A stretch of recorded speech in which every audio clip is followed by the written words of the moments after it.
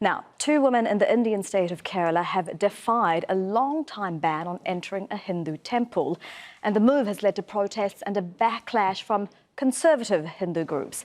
It's also turning into a political fight between the communists who are in power in Kerala and Prime Minister Narendra Modi's Hindu nationalist BJP, with national elections due later this year. Dorsa Jabari has the latest. Under the cover of darkness and escorted by police, these 2 women defied religious hardliners by entering one of Hinduism's holiest shrines, the Sabarimala Temple in the southern state of Kerala, which attracts millions of worshippers a year. Their historic move is backed by India's Supreme Court, which in September ordered the authorities to lift the ban on women or girls between the ages of 10 and 50 from entering the temple. But the temple's authorities refused to abide by the court's ruling, and subsequent attempts by women to visit had been blocked by thousands of devotees supporting the ban. Conservative Hindu groups say they believe women of menstruating age would defile the temple's inner shrine. Local media is reporting the chief priest briefly shut the temple for purification rituals. It is clearly an issue of politics and electoral politics. Why I am saying this? After these 2 women entered the shrine there in Ayyappa temple there, the atmosphere in that temple premise is so peaceful. The devotees were there when these women were entering. They did not object, they did not resist. They were very peacefully, silently allowing these women to go and worship before God Ayyappa. The Kerala state president of the Hindu Nationalist Party claims that these events are politically motivated. The BJP has been saying the local government orchestrated and planned what happened. Their declared aim is to destroy the Sabarimala Temple. To achieve this, the communist government resort to any devious means, and we anticipated this. On Tuesday, millions of women from across the state formed a 620-kilometer human chain and called it the Women's Wall. It's an issue that's become increasingly contentious in the run-up to India's general election scheduled for May. Dorsa Jabari, Al Jazeera. Right, so politics aside, this story has received a lot of worldwide support on social media. Many people are calling it a historical moment for women's rights, and the support, especially for the hashtag Women Wall Kerala, amongst many others. Now, the 600-plus kilometre line of women is also being called a wall of resistance. Now, females of all ages have been taking part, not just throughout small and big towns in Kerala, but also in other cities across India too. Now, taking part as well were Muslim women in solidarity, and they stood shoulder to shoulder, as you can see there, with the majority of Hindu women during this protest war. The entry of women in Sabarimala today is a historic win for us. It is a victory of the movement of equality, and it is a victory of the women's empowerment, because after the verdict of the Supreme Court that made some protest against women entering the temple, today that protest has become unsuccessful as the women have still entered. God is everywhere, but if I am drawn towards a particular place to have a rendezvous with the God, who is going to prevent me? That should be the attitude. This is for boldening the women folk. This is for showing the women folk this is your right. We don't want to walk back. We want to walk ahead. And we want gender equality and gender justice. The most significant factor of Women War is that 5 million plus women, irrespective of religion, caste, creed, class and age, have united for their constitutional rights and led the protests on their own. If 2018 was a breakout year for feminism globally and in India, the women of Kerala have raised the bar in 2019 already.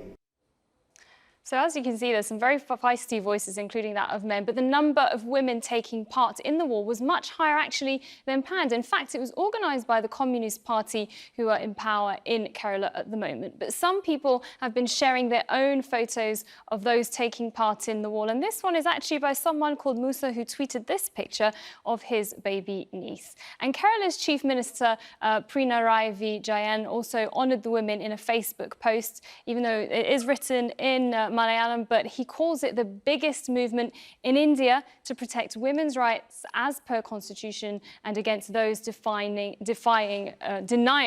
gender equality. But also things that have got heated since that war. In fact, police have fired tear gas and used water cannons against a group of conservative protesters, including women in the state capital. They're very angry at the visit, they say, by the two females and are supporting the temple's refusal to abide by the court ruling, allowing women into the temple. And they've called for a strike by conservatives as well. And we have many people watching us from India, so we'd love to know your thoughts. You can get in touch with us on this story and any others. And you can also get in touch with me directly on Twitter, and our handle is @SaraKhairat. Sarah, thank you very much for that. Now, we are going to get more on this. We're joined by MG Radhakrishnan. He's the editor of Asianet News, and he's joining us live from Thiruvananthapuram in Kerala. Very good to have you with us on Al Jazeera. So before we talk more about the politics of this, what is going on here in India with the sort of, why has this been so divisive? We have many people protesting the Supreme Court ruling, but millions of women out on the streets supporting it. So how important a moment would you say this was for women in India to begin with? Well, this is quite a historic juncture for the women of India as well as the women of Kerala in particular. So this has actually vertically divided the Kerala society. That is a fact, because a large section of women who were supposed to, who were expected to, support this particular verdict of the Supreme Court upholding gender justice. In fact, many of them have actually opposed this in the name of, faith and in the name of conventions, in the name of traditions, etc. But at the same time, there is also another major movement of women, which was there in a display yesterday in the Women's Wall, who have actually come in support of the judicial verdict and also have demanded their right to enter this particular temple, and without any restriction or without any bar, almost on the same footing as their male counterparts. So this particular verdict has divided the society, but it doesn't mean that one particular section is more on one side or less on the other side.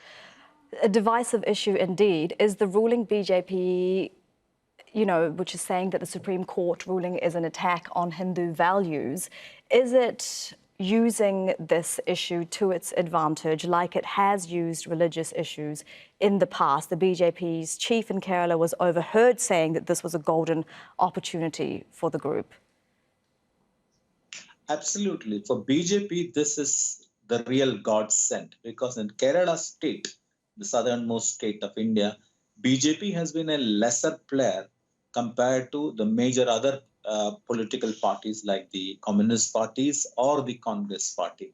In fact, the BJP has not got more than 4 or 5% seats in the state elections, and they have, in the last more than 70 years of history, all that they have gained is just 1 seat in the 140-seat assembly, and that too only in the last elections. So BJP has been looking for an opportunity, political opportunity in Kerala, because they have been growing like anything in rest of the country. But Kerala has remained completely untouchable for them because of the traditional sway, traditional reign of the bipolar politics of Kerala. One led by the Congress and the other led by the Communists. But for the BJP in Kerala, this is almost like the Ayodhya opportunity. Right. So for them, this is an opportunity, and I would say that they are going to have some kind of gain, electoral gain in the next election, especially among the upper caste Hindu women and men as well, who were not quite supporting them in the past. For instance, an upper caste Hindu organization called the Nair Service Society, which has remained distant from BJP has come to its fold in this particular issue. So they are going to gain, but at the same time, they're going to lose some votes from the backward sections of Hindu society. You know, if the BJP gain from this issue, is that not a loss for the sort of rule of law in India, because the Supreme Court did rule that the ban violated gender equality? That is right, but because of this particular issue is is mixed with religious faith and devotion and things like that, the issue of gender equality and other modern concepts have been completely sent to a back burner by the BJP, because they are saying the faith and religion and devotion are much more important, and they have been successful in at least bringing in a large number of women also to this fold, in spite of the fact that this particular verdict is supposed to be a pro-woman verdict. So religion and faith have been taking sort of a front seat instead of issues of reason and rationality, logic, and gender equality and things like that. Mr. Radhakrishnan, it is great to get your thoughts on this. We really appreciate your time. That is MG Radhakrishnan live in Thiruvananthapuram. Thank you.